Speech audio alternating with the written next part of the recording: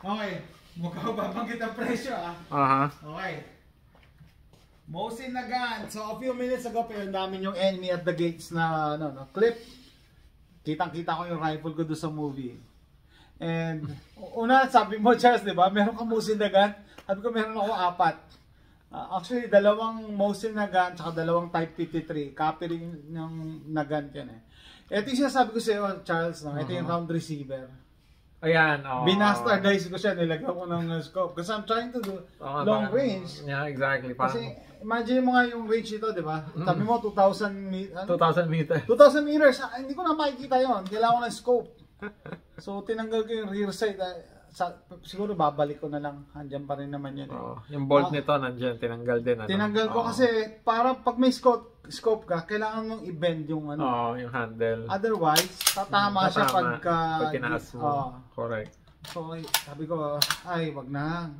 Iyaano ko na lang siya as stock. So, pero may ganung bolt. May bolt meron, na bolt ang Mosin Nagant para makakuha ka nun. Sa eBay yata, meron sila ng bolt bending service. Papadala mo yung bolt, tapos sila magbe-bend.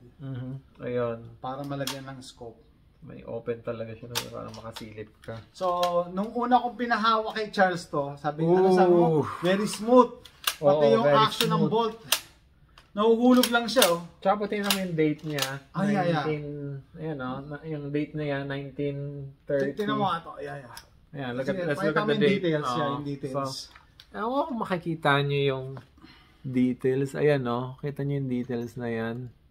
Tingnan nyo tong area na to, guys, Yan yung hex receiver, guys. Hex receiver.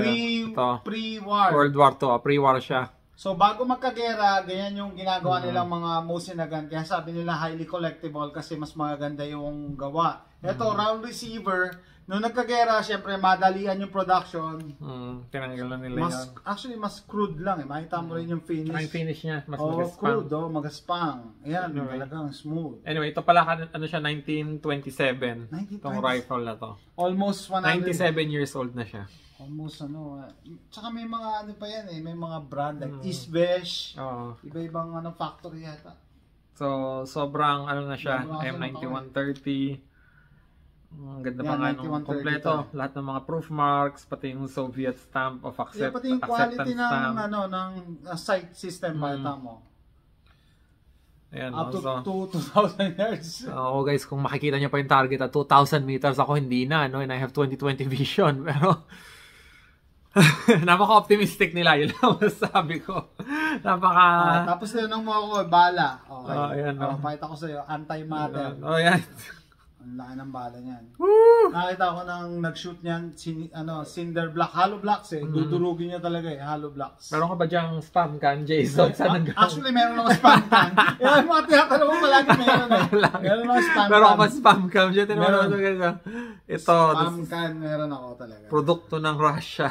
Russia to. So, may nagtatanong sa akin. Pwede ko bang gawing kwintas to, Jason? Dadaan ba to sa airport? Yari ka. May nagtatanong sa akin, Charles, hindi daw ba nag-expire ang bala? No. I mean, sabi ko, as long as tama yung pag-store mo, ilayo mo sa moisture. Moisture ang kalaban ng bala Moisture. Pero yung mga Soviets kasi, they really make their ammunition really well. Na talagang for long-term storage. Long-term storage nga. It's part of their logistics. Pati nga yung and mga supply primers chain nila, procedure. Diba? Na lahat hard primer sila hard primer, lahat talaga ng mga nila, long-term storage talaga. They do that. Kasi ang laki. Tingnan mo. Look at this, guys. So ito, guys, 7 ang technical walang tatak yung bala, walang tatak yung bala. Measure, wala. Wala tatak yung bala. Military ground Military run sa kanila. Iba yung procedure na para makapag-produce ka ng maraming bala, hindi nila ini-stamp yung ilalim. Kasi -1 step yun. Tama. Pag nung gera kasi kailangan madalian 7.62 by 54 R. Yung R dito rimmed. Kita mo? So yung isa sa kakaiba dito, Charles, rifle round pero rimmed. Usually kasi ang rimmed is sa mga revolvers. Tsaka 32. Rimmed and 20. Pero ito, rifle round tapos malaki. Tapos i-rimmed siya, may rim. So imagine niyo yung 38 special nyo, may rim yun, naka-usli ang gilid.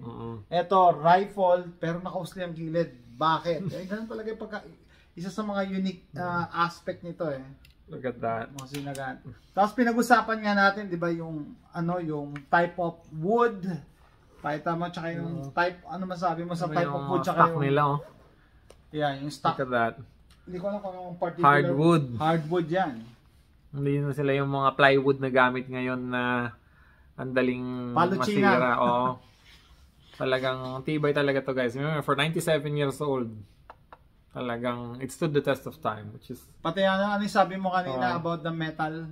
Yung metal niya, sobrang, tingnan mo, ang tagal na niya, sa 97 years walang na siya. Pero yung ano niya, yung bolt and everything, walang kakalakalawang. Walang kalawang, smooth as butter lang ano niya. Yung blued finish niya, ang ganda pa rin hanggang ngayon. Ang kintab. And sa sabi mo, sa tingin mo, hindi yan available sa Pilipinas, di ba? Well, see, that's the problem. As far as the law is concerned, dapat pwede ito sa Pilipinas kasi meron tayong antique firearms provision under RA 10591, in which case allowed ang lahat ng firearms na 75 years old or older. So this one is 97 years old. Pero I can imagine pag nakakuha ka nito sa Pilipinas, automatic loose firearm to. You can't have it licensed because we don't have a mechanism for turning loose firearms na antique gaya nito into something that can be registered into a firearm na pwede mong ipa-register sa LTAP mo. So for example, nakahukay ka nagpapagawa ka ng bahay mo. May nahukay kang ganito. Tapos ganito quality. Tapos ganito yung quality. May Cosmoline pa. Cosmoline. May nahanap kang ganon. There would be no way for you to register it to PNP FEO and say na ipaano mo to as antique firearms. No, they're gonna confiscate it because it's a loose firearm. So I don't know kung bakit hindi pa rin nila naayos yan hanggang ngayon. And hindi pa nga tayo nakakakita ng mga firearms dealers sa Pilipinas na nag-i-import ng ganito. I've never seen one. Kahit yung bala nyo na 7.62 by 54R, hindi pa ako nakakita because, sayang, no? we banned pointed bullets eh. Hanggang ngayon, hindi pa rin natin nililift. Talaga. Dami ng daldal na puro sat-sat na na ililift daw, pero hanggang hindi pa rin nalilift. So ano kaya nangyari doon? Very frustrating kasi dapat ito, guys, common to sa Pilipinas. Pero hindi nila nagawa or they just don't care, which is wrong. Tapos ngayon meron pa doon sa bagong memo, 'di ba? Binaban nila yung M1 Garand 30-06. Ewan ko kung bakit nila naisip na pag-initan na naman yung 30-06. Ano bang ginagawa ng 30-06, 'di ba? Dahil bang krimen ang ginagamit ng 30-06? Wala naman. Ito nga sa tawag dito sa perspective ng ordinaryong civilian. Sa tingin nyo, pag pinayagan ng PNP to na mag-own kayo, may mang-hold up pa sa inyo ng ganitong rifle. Tapos, or mang-hold up ng bangko, ganitong rifle. Ang laki nito. Exactly. It's cumbersome and bolt action. I mean, dinidemonize kasi nila palagi yung barrel na wala namang ginagawa masama sa ito. Dapat we should ban this in the interest of public safety. Dapat nga i-cherish natin yung part ng history. Exactly. Ako, tuwan-tuwa ako pag palagi ako nanonood ng Enemy at the Gates eh. Meron ako. Dalawa pa. Tuwan-tuwa ako dito. Dalang ganda niya talaga. Yeah, yung wood, no? Kung talagang titignan mo yung wood nito, hardwood yan. Sarap pa yung action eh. Sarap niyang i-cycle. Dahil pag sinycle mo talaga siya. I-slap mo. Yes. Sarap niyang i-cycle. Para kang sniper talaga. Sniper. Pero di ba, ibaban to. Pag dumating sa Pilipinas, sabihin nila sniper rifle. Di ba? Pero actually, ito yung 9130. Meron talaga silang sniper model, yung PU scope. May PU scope na nakakabit. Sa side. Yan. So guys, quick preview. Dahil isa to sa mga baril ko na na-amaze si Charles eh. Yeah, actually, kasi ako mahilig ako sa mga antique firearms. Parehas tayo lang ng interest. Ang habol ko na dyan is yung history talaga. Na alam mo talaga ito, lumaban talaga to ng World War II. Diba? Actually, hanggang ngayon daw, ginagamit pa yan sa ibang Exactly. Sa Ukraine, ginagamit pa rin to hanggang ngayon. Diba? Nung nagsimula yung giyera sa Ukraine, ito pa rin yung gamit ng marami sa mga nasa trenches. Kasi, why not? I mean, it fires a powerful round. Yan pa rin naman yung gamit. Yan pa rin naman yung gamit na bala ng SBD Dragunov eh. Dragunov. Diba? Yeah, Dragunov nga. Hanggang Dragunov hanggang ngayon. Diba? Ganito pa rin yung ginagamit nilang round. Imagine mo, ang laki ng projectile na tatama sa'yo. So, diba? Ano ba tong round na to na... Hindi ko nga alam eh. Bakit? It's got a painted, so ano to? aluminum, ano to, Baka ano yan? API. Hindi, baka ano nga yan, yung depleted uranium. Depleted uranium. Depleted uranium. Ayan guys, wag tularan si wag tularan si Jason. May sakit ako eh. Wag tularan si Jason. So napakasarap kasi sayang guys, sana pag pinaglaban natin yung firearms privileges natin, magkaroon tayo ng ability na bumili nito. Kasi nasa RA 10591 to. I'm not talking about the IRR, I'm not talking about some memo. Nasa RA 10591 talaga yung antique firearms. Kaya ako naman, so, dapat guys, kaya sinishare ko to sa inyo, no? Kasi yung kabila, yung mga anti-gun people, they demonize guns na, uy, delikado yan, makakapatay ka.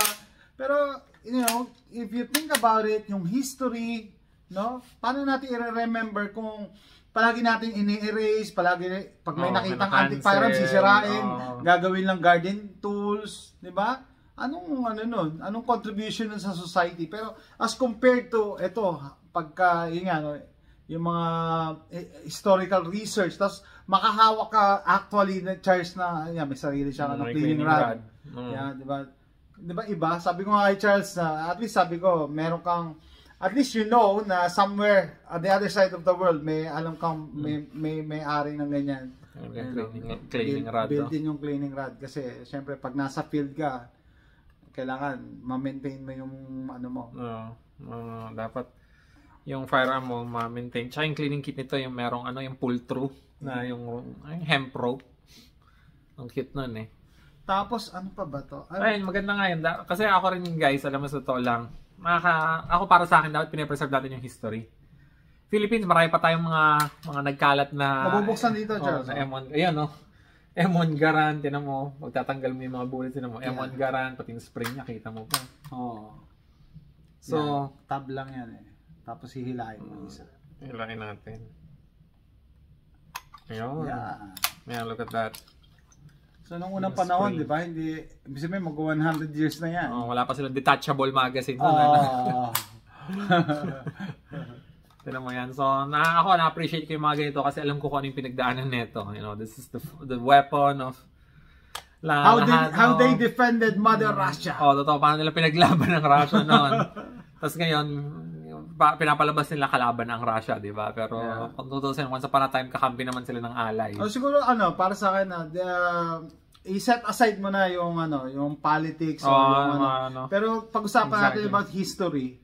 Kakampi sila eh. Yeah. Once upon a time, everybody works together. Magkakampi.